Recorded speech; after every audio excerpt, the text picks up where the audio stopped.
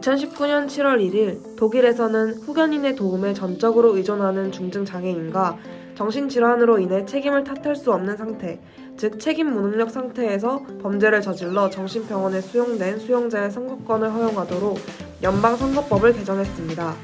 그 전에는 이들에게는 선거권이 주어지지 않았는데요.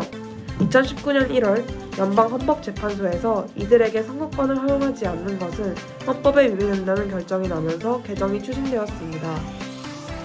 개정 이유를 각 대상별로 알아보겠습니다. 첫 번째, 후견인의 전적인 도움이 필요한 중증 장애인의 경우 이들이 질환이나 장애로 인해 자신의 일을 직접 처리할 수 없어 후견인이 선임되었다고 해서 이들의 선거권이 배제될 수는 없다는 것이었습니다. 말이 너무 어려우시죠? 예를 들어 보겠습니다. 개정 이전에는 후견인이 필요하지만 가족들이 충분히 돌봐줄 수 있어 후견인을 선임하지 않은 사람에게는 선거권이 보장되었으나 같은 사람이 후견인을 선임하게 되면 선거권이 없었습니다. 즉, 후견인의 선임 여부로 선거권이 배제되는 것은 평등에 어긋난다는 것이었습니다. 두 번째, 정신질환으로 인해 책임을 물을 수 없는 상태에서 범죄를 저질러 정신병원에 수용된 수용자의 경우 이들을 민주적 의사소통 과정에 참여할 능력이 없다고 결정하기에는 적합하지 않다는 것이었습니다. 즉, 병의 증상이 민주적인 의사소통에 참여할 능력이 없다는 것과 연관되지 않는다는 것입니다.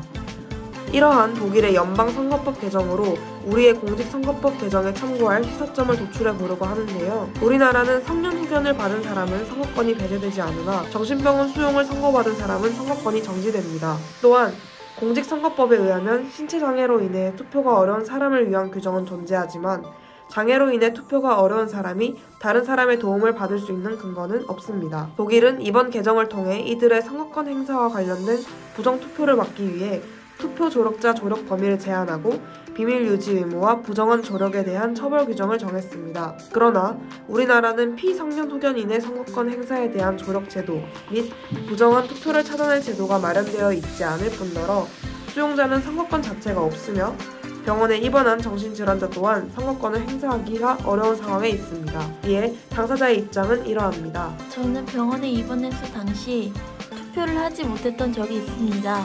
병원에서는 보호자의 동의가 있거나 보호자와 함께해야 밖에 나갈 수 있습니다. 하지만 저는 보호자의 동의가 있었음에도 의사의 반대로 인해 투표를 하러 나갈 수 없었습니다. 저는 시민이라면 누구든지 선거법이 보장되어야 한다고 생각합니다. 정신병원에 입원해 있어도 뉴스를 통해 정치 이야기에 관심을 가질 수 있습니다. 정신병원에 입원한 많은 사람들이 기초수급자이거나 복지 대상자인 경우가 많기 때문에 의료 정책이나 복지 정책, 인권 문제 등에 대해 발언을 할 수 있어야 한다고 생각합니다. 의사, 사회복지사, 정책연구가의 의견도 중요하지만 직접 체험한 경험이 토대가 되었을 때 좋은 정책이 나올 수 있기 때문입니다.